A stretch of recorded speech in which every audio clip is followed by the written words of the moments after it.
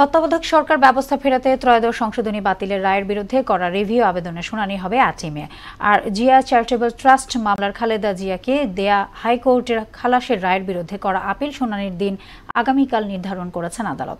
এদিকে প্রধান বিচারপতির কাছে আনুষ্ঠানিক শপথ নিয়েছেন পিএসসির নতুন ৭ সদস্য।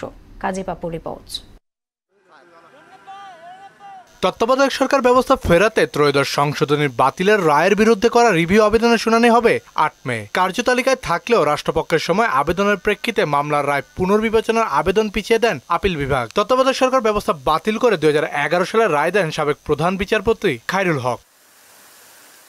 পিছিয়েছে জিয়া চ্যারিটেবল ট্রাস্ট মামলায় বিএনপি চেয়ারপারসন বেগম খালেদা জিয়ার খালাসের বিরুদ্ধে করা আপিলের শুনানি। ২০১৮ সালের ২৯ October BNP chairperson Begum Khaleda জিয়াকে ৭ বছরের কারাদণ্ড দেন ঢাকার বিশেষ জজ আদালত ৫-এর বিচারক মোহাম্মদ আখতারুজ্জামান।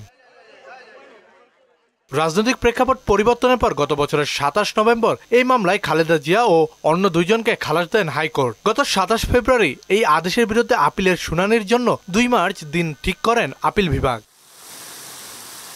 আনুষ্ঠানিকভাবে শপথ নিলেন নতুন নিয়োগপ্রাপ্ত পিএসসির ৭ সদস্য।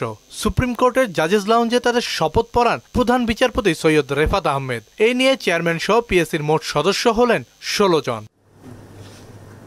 এদিকে ঢাকা ও চট্টগ্রাম বিভাগে সরকারি প্রাথমিক বিদ্যালয়ের সহকারী শিক্ষক পদে উত্তীর্ণ ৬,৫৩১ জনের নিয়োগপত্র বাতিল করে হাইকোর্টের রায়ের বিরুদ্ধে করা আপিলের শুনানি হবে সোমবার।